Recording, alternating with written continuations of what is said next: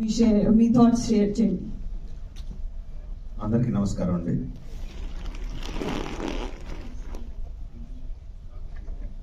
Okay. Well, it's a lot of thought that went behind in creating the Crown of Blood.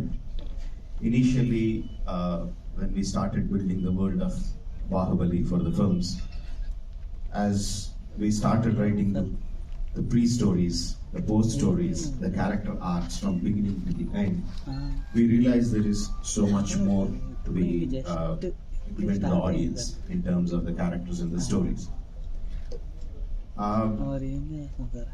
In the West, there is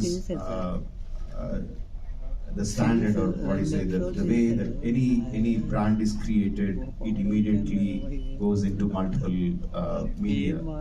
It automatically happens because it's quite established, and when a brand is building, how it can travel into different areas. But in India, we don't have that. If a film does well, it does well, and that's it. It finishes with that. But we didn't want to do that. We wanted to continue, but we didn't know how to do that.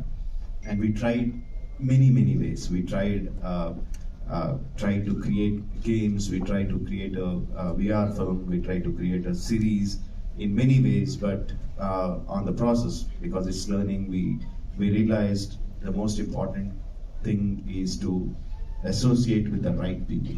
So we are expert in filmmakers, but I'm not an expert in animation. I'm not an expert in gaming. So it is very important to associate with the right people. So it took us some time to find the right people.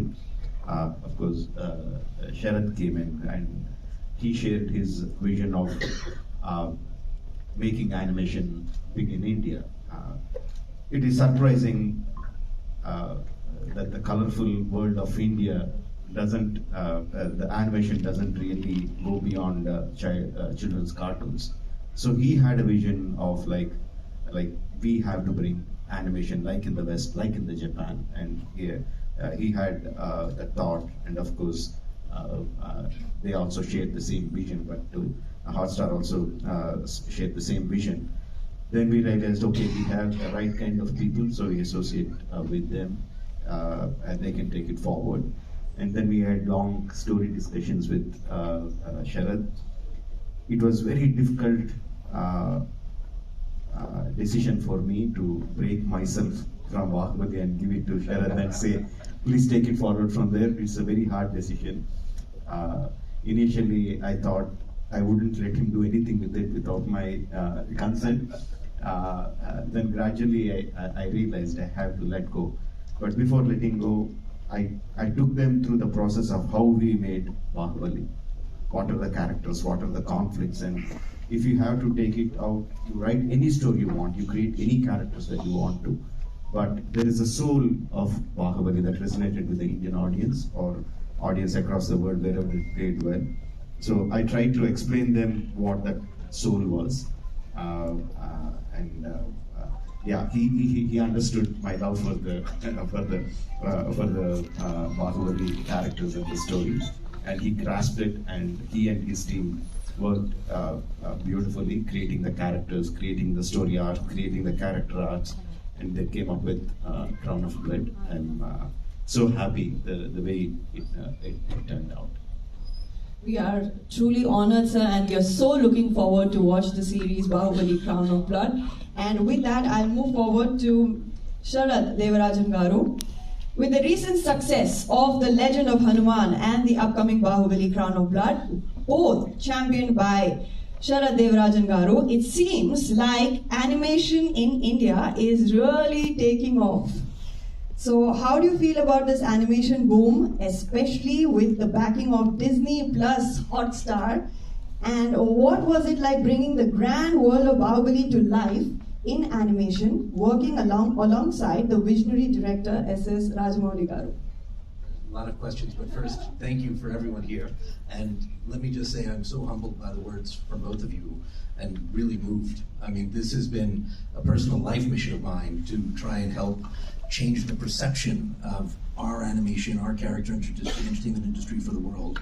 And even here, where it was just seen for kids, and I'll never forget, watching the first Bahubali films and, experiencing them. And to me, they took me into a place of wonder. They were unlike anything I had ever seen in my life, and the vision that you brought to the screen, sir, was so, captivating for anybody. But more than that, it was so iconic in the archetypes, the characters, so uniquely Indian. It still moves me every time I watch it. And what I think was so amazing when we first spent time talking, and Shobu and I had been starting this journey about how do we think about the Bahubali universe, the audience, it seemed, was only the tip of the iceberg. And when I saw the richness of the world you created, the amount of research and amount of story that was there far beyond what anyone had seen on the screen, that is also the reason the films were such a success. Because that love, that care, that attention is rarely brought by any filmmaker around the world before the film is made. I think the history of all of Indian cinema, and probably global cinema, will be defined as before Bahubali and after Bahubali.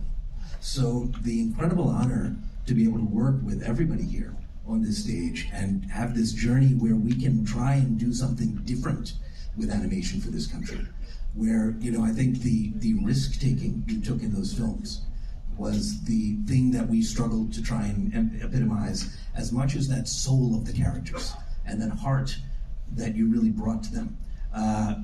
I hope that the audiences find it well. Similar with Legend of Hanuman, I think in both this, we're trying to change the narrative in the country to not think of animation as a medium, but as a genre, I should say, as genre only for kids, but a medium where the greatest storytellers can come and craft whatever story they want, a visual storytelling medium that can really express deep senses of emotion, characterization, drama, as sophisticated as any other live action medium that people will see. We have seen this in the rest of the world, but the hope, and my hope, is that people watch this series and almost forget it's an animation. Just get captivated into the characters and story, into the world of it.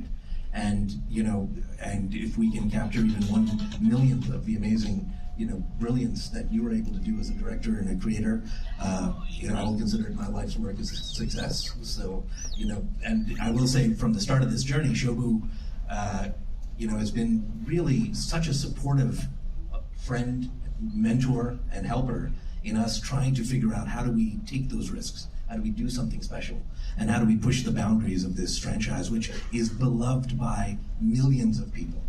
And these characters touch everyone's heart. And with Sharad Kelkar's voice coming back to reprise the role of Bahubali, as so many people in the Hindi markets have heard him in that role and really associated with him, instantly we are hoping that people will feel that connection. I had the great fortune of working together with him when he played Ravan in our Legend of Hanuman series. So, he's played two of the most iconic, roles, but such incredible gravitas to the work you bring, and I'm hopeful that the rest of India will see what we're trying to do with animation here as just something that is going to push the boundaries and allow a lot of young filmmakers, creators, and people across this country to tell their stories in this medium. And I just want to finally thank Gaurav, because I will say that without him, none of this would have been possible.